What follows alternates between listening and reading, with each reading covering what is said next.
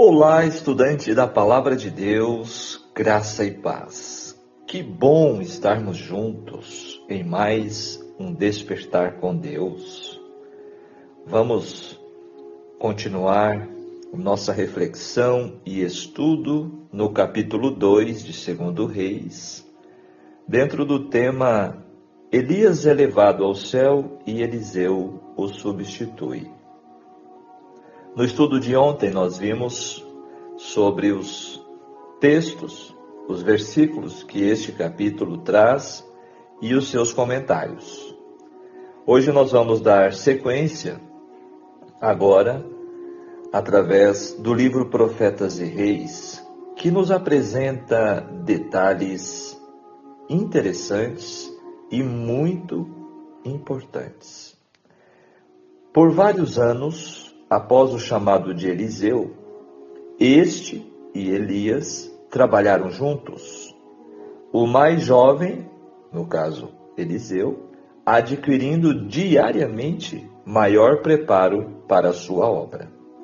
Elias havia sido o instrumento para a derrota de gigantescos males.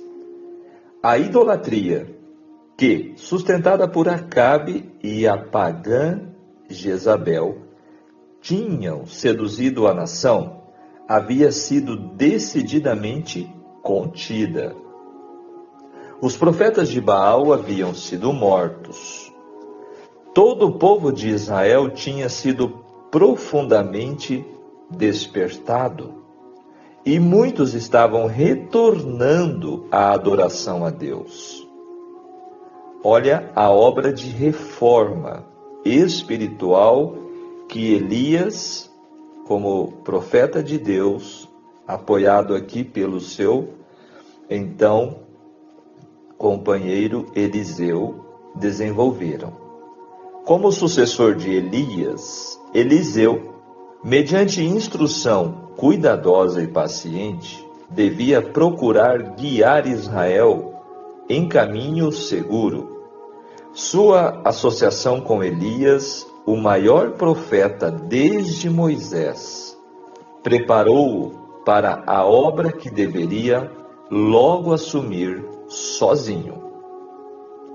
Aqui começa na página 224 este texto, tá?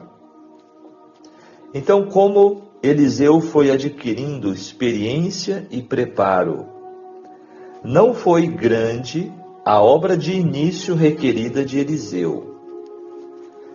Deveres comuns ainda constituíam a sua disciplina. É-nos dito pela palavra de Deus que Eliseu derramava água nas mãos de Eliseu, seu mestre. Olha como foi o princípio do ministério do profeta Eliseu. Muito simples. Lavar as mãos do profeta Elias. Ele estava disposto a fazer o que fosse que o Senhor ordenasse, e a cada passo aprendia lições de humildade e serviço. Como assistente pessoal do profeta, Eliseu continuou a provar-se fiel nas pequenas coisas, enquanto com diário fortalecimento de propósito devotava-se à missão apontada por Deus. A vida de Eliseu, depois de unir-se a Elias, não foi isenta de tentações. Não foi fácil. Provas ele as teve em abundância, mas em toda emergência confiou em Deus. Olha que segredo, olha que lição para nós. A vida do cristão, fazendo um parênteses, tá?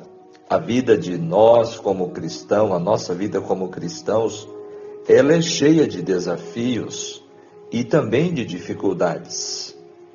Não pense, jamais, que a nossa vida aqui neste mundo, como cristãos, será uma vida fácil.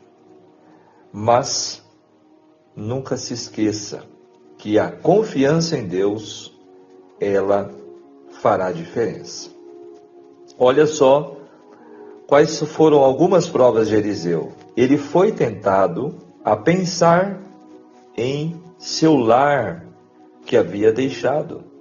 Seu pai era fazendeiro, ele tinha uma vida abundante, ele tinha abundância lá na sua casa, mas ele não deu guarida a essa tentação. Não ficou pensando no conforto. Havendo lançado mão do arado, resolveu não voltar atrás. E através de provações e lutas, provou-se fiel a seu encargo. Por vários anos, após o chamado de Eliseu, este e Elias trabalharam juntos, conforme já vimos, o mais jovem adquirindo maior preparo. A escola dos profetas, estabelecida por Samuel lá no passado, tinham entrado em decadência durante os anos da apostasia de Israel. Elias restabeleceu essas escolas, tomando providência para que os jovens adquirissem uma educação que os levassem a engrandecer a lei e fazê-la gloriosa. 3 destas escolas, uma em Gilgal, outra em Betel e a terceira em Jericó, são mencionadas no registro. Pouco antes de Elias ser levado para o céu, ele e Eliseu visitaram esses centros de educação. As lições que o profeta de Deus lhes havia propiciado em visitas anteriores, ele as repetiu agora. Especialmente instruiu-os com respeito ao alto privilégio de lealmente manterem obediência ao Deus do céu. Imprimiu-lhes também na mente a importância de permitirem que a simplicidade marcasse cada aspecto de sua educação. Somente assim poderiam receber a modelagem do céu e saírem para trabalhar nos caminhos do Senhor. O coração de Elias se encheu de júbilo quando viu o que estava sendo alcançado por meio dessas escolas. A obra de reforma não estava completa, mas ele podia verificar através do reino a exatidão da palavra do Senhor. No texto do verso 18, do primeiro livro de Reis, capítulo 19, diz assim: Também eu fiz ficar em Israel 7.000, todos os joelhos que não se dobraram a Baal, e toda a boca que não o beijou. Agora, a perseverança de Eliseu. Enquanto Eliseu acompanhava o profeta em sua rotineira visita de escola a escola, sua fé e resolução foram uma vez mais provadas. Em Gilgal e também em Betel e Jericó, ele foi convidado pelo profeta a retornar. Elias diz assim: Fica-te aqui, disse, porque o Senhor me enviou a Betel. Mas em seu primitivo trabalho de guiar o arado, Eliseu havia aprendido a não fracassar nem se desencorajar, e agora que havia lançado mão do arado em outro ramo do dever, não poderia deixar-se desviar de seu propósito. Ele não se afastaria de seu mestre enquanto tivesse oportunidade de granjear maior capacidade para o serviço. Outra lição para nós, não é mesmo? Quando temos um propósito, quando nós temos convicção de que estamos no caminho que Deus nos traçou, nos colocou, não podemos voltar atrás. Precisamos perseverar.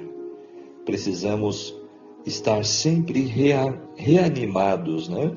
E reavivados para seguir em frente.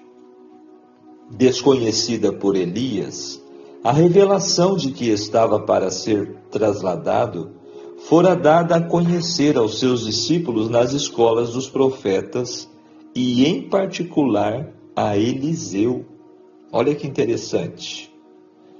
Como nós vimos no estudo de ontem, Deus, ele então viu que era necessário revelar que Elias seria trasladado para que ninguém colocasse dúvida na obra de Deus.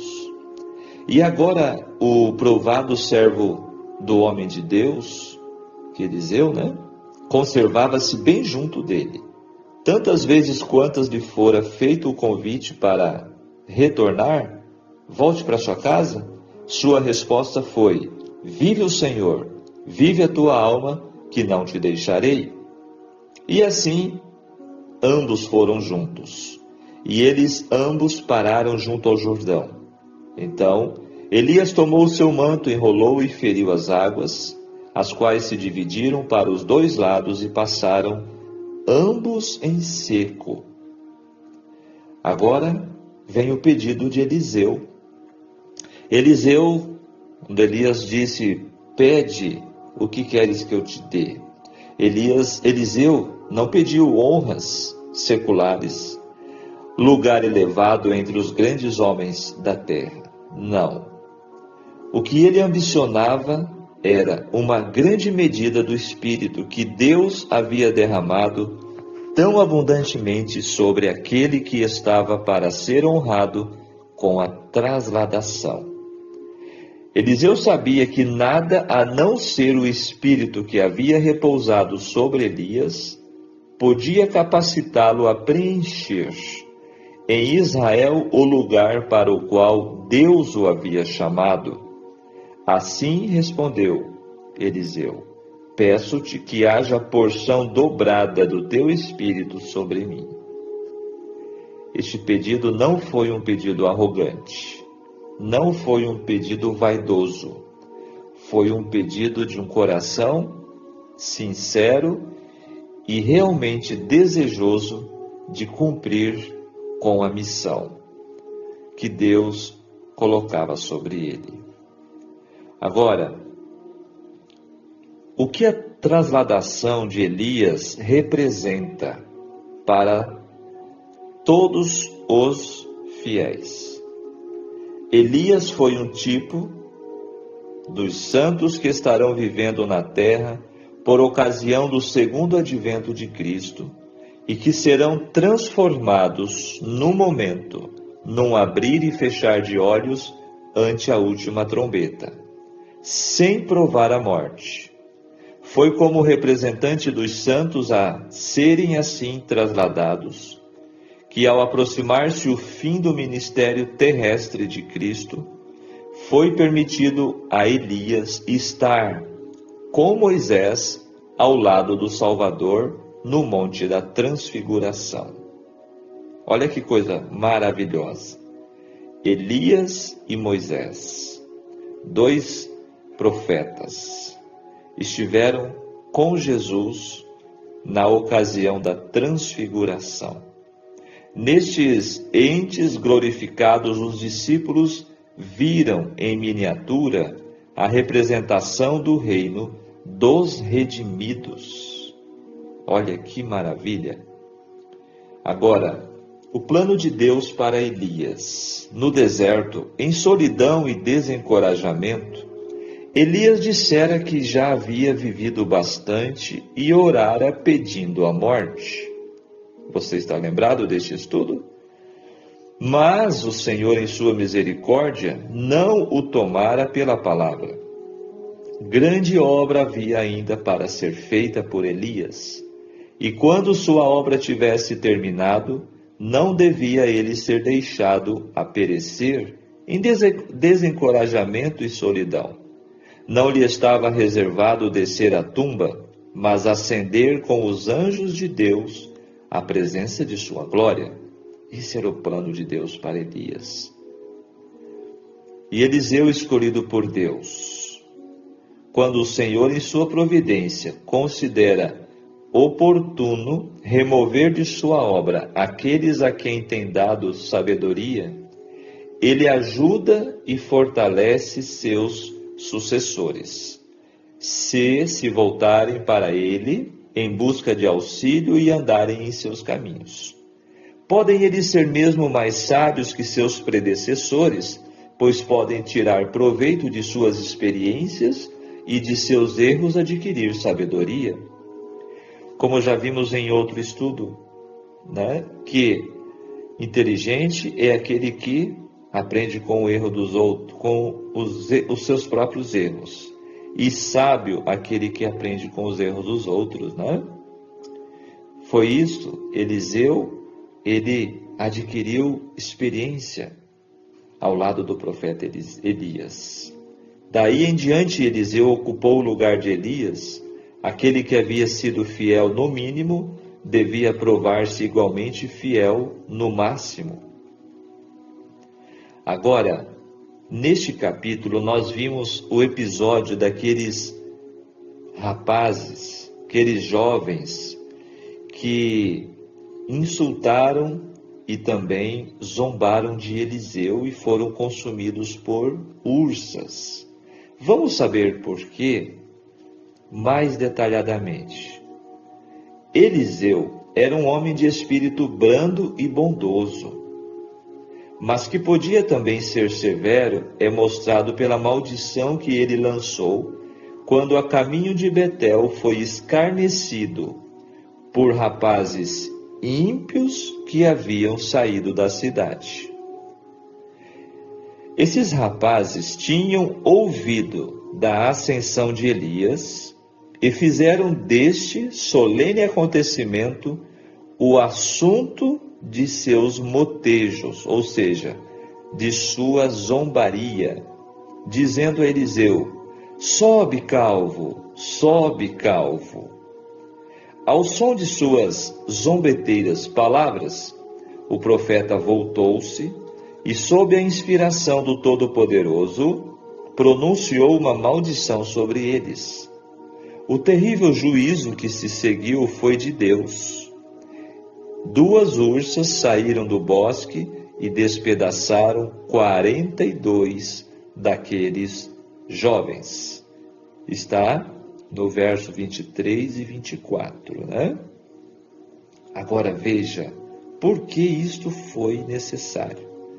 Tivesse Eliseu permitido que a zombaria passasse despercebida, e teria continuado a ser ridicularizado e insultado pela turba, e sua missão para instruir e salvar, em um tempo de grave perigo nacional, poderia ter sido derrotada. Percebem? Nós precisamos entender, quando lemos a Bíblia, algumas passagens que podem parecer injustas.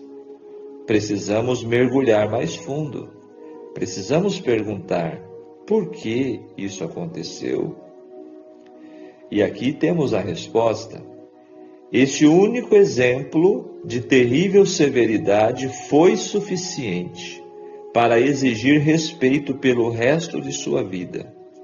Durante 50 anos, Eliseu entrou e saiu pelas portas de Betel, andou de um para outro lado em sua terra, de cidade em cidade, passando pelo meio de multidões indolentes, rudes e dissolutas de jovens, mas nenhum o injuriou ou fez caso omisso de suas qualificações como profeta do Altíssimo. Então foi em honra ao nome de Deus, a sua causa, que este acontecimento se fez necessário. Ok? E aqui vem uma advertência para nós diante desta situação, deste acontecimento. Até mesmo a bondade deve ter seus limites. A autoridade deve ser mantida mediante firme severidade, ou será recebida por muitos com zombaria e desdém. A assim chamada tolerância lisonja, indulgência, usadas para com a juventude por pais irresponsáveis, é um dos piores males que lhes pode sobrevir. Em toda a família, firmeza, decisão, exigências positivas são essenciais. Olha, isso aqui tem uma aplicação realmente incrível para os dias que nós estamos vivendo, onde a irreverência, onde a falta de temor, né, a falta de respeito para com Deus e para com as coisas de Deus, hoje são avassaladoras. A reverência que faltava aos jovens que zombaram de Eliseu é uma graça que deve ser cuidadosamente acariciada. Cada criança deve ser ensinada a mostrar verdadeira reverência para com Deus. Jamais deve o nome de Deus ser pronunciado leviana ou irrefletidamente. Anjos, ao pronunciarem o nome de Deus, velam o rosto, conforme está na Bíblia, em Ezequiel. Com que reverência não devemos nós, que somos caídos e pecadores, tomá-lo, ou seja, tomar o nome de Deus nos nossos lábios? Percebem quantos ensinamentos especiais o capítulo 2 apresenta para nós? Fecha aqui a página 236, tá? Agora vamos ao próximo tópico, que é a aplicação dessas lições em nossas vidas. Deus não gosta de zombadores e insubordinados. Estes atrapalham o avanço de sua obra e interferem na vida de seus servos. Consequentemente, ele afasta instrumentos de Satanás para deixar livre o caminho para seus instrumentos atuarem. O que faz a diferença na liderança do povo de Deus não é a capacidade de administrar, nem são habilidades, cursos e estratégias de marketing, nem planos e programas bem elaborados, nem mesmo qualidades que a sociedade exige para o sucesso. Mas o que faz a diferença? Aquele que humildemente reconhece sua necessidade de auxílio e suplica mais e mais do Espírito Santo, como fez Eliseu. É melhor ter um líder cheio do Espírito Santo do que um administrador cheio de diplomas, recursos financeiros ou tecnológicos. É melhor ser um servo fiel, reconhecendo suas incapacidades, do que ser alguém que gloria-se em suas qualidades. É melhor ser incompetente, mas dependente do Espírito Santo, do que ser muito competente, habilidoso e esperto, mas vazio do Espírito Santo. Você percebe estes detalhes? A Bíblia registra 14 milagres de Eliseu como sucessor de Elias. Isto mostra que Deus quer usar pessoas que estejam realmente dispostas, que sejam submissas, humildes, para viver a vontade do Senhor e de seu reino.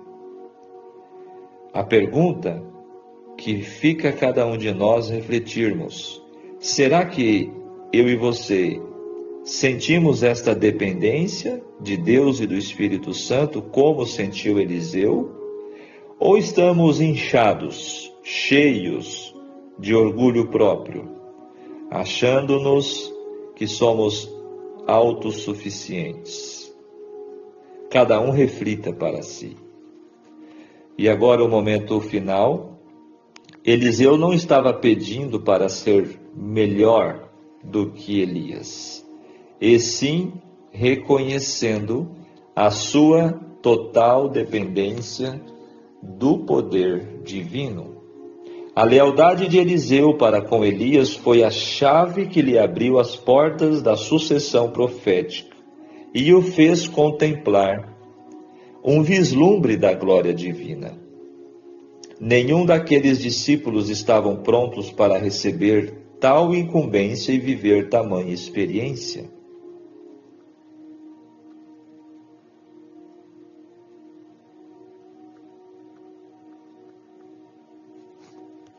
Eliseu teve a honra de contemplar os seres celestiais e muito em breve os filhos do reino também terão.